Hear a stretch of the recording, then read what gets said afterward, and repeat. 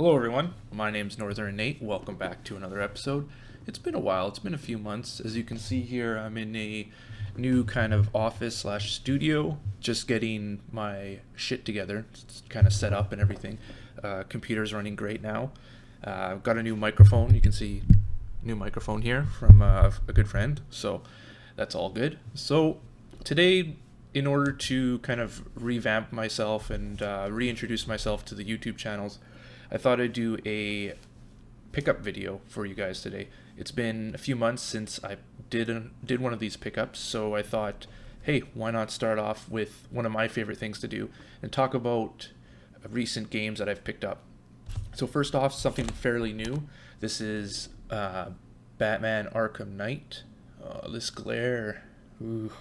So Batman Arkham Knight, as many of you know, is the third and final installment of the Arkham Knight trilogy from Rocksteady.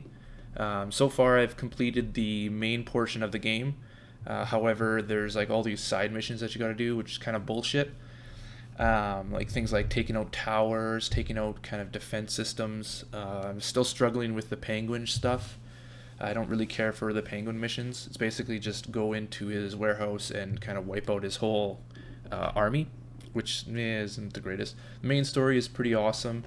You fight the Scarecrow. There's a bunch of great little hallucinations that you get with Batman from like the graphic novels. You'll see like the Killing Joke's in there, Death in the Family's in there. So it's really cool, kind of seeing the what Rocksteady does with integrating graphic novels into it. Next up is Rise of the Tomb Raider.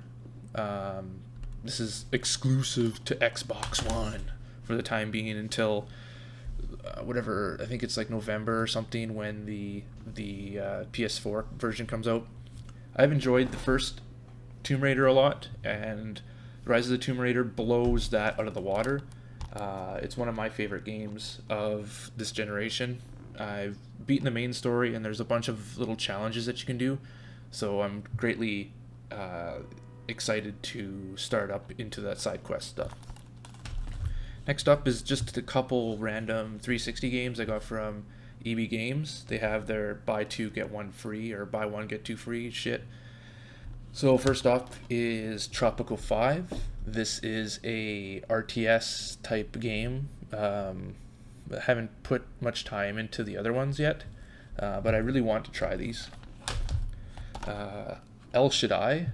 This is a well-known game. If you're a fan of Pete Dorr, he goes off on this game about once every 2 videos explaining how fun this is, so I picked it up for cheap. One of my personal favorite racing games on the system is called Split Second. Think of Burnout, but you can also manipulate the environments.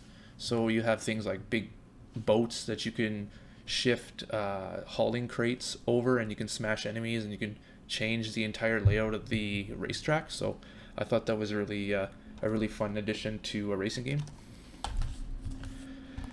And Deadly Premonition. Now everyone who plays this says it's awesome. The graphics aren't the greatest, the dialogue isn't the greatest, but sometimes it's just the gameplay and the environments that really sell a game. So, and then we have a PS3 version of God of War Origins Collection. Now this is the Chains of Olympus and Ghost of Sparta game combo pack. It's that shitty greatest hits version, but whatever. I have the 2 games on the PSP, and I really enjoyed them, so I decided to pick these up for the trophies. Now, handhelds. Oh, yeah, handhelds for now. Let's do the PSP stuff first. I got this when I was back home. This is Class of Heroes. I have no idea what it is. It seems like a dungeon crawler, so I think it was only $5, so $5 sealed. Next up is Knights in the Nightmare. Again, I have no idea about any of these. Wasn't huge into the PSP during its final years, so there's lots of RPGs and weird niche games that I'm getting now for cheap. And then we have a ton of Vita games here I bought.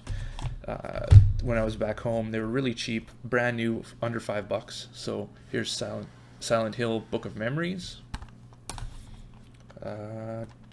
Disgaea 3, Shinobudo 2, Shinobudo, I don't fucking know.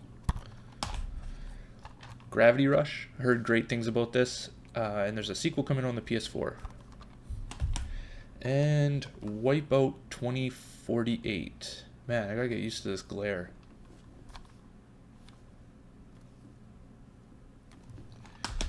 Let's do 3DS next. I got a ton of games back home as well. We have Chronicles Samurai Warriors. Holy fuck, come on. There we go. Shin Megami Tensei Devil's Survivor Overclocked. Heard some mixed things about this one, so I'm not sure about whether or not I'm going to enjoy it. This I bought brand new. This is one of my more anticipated games of the year, Monster Hunter Generations. I've had a lot of fun with this. Me and a couple of my buddies from back home played the crap out of this. I'm playing as a dual blade fighter right now, so the only downside I would say to the Monster Hunter games, it's really hard to play by yourself. So you're really gonna have to team up with friends or people online to really get going. And what the hell is this? Oh, this is like a weird.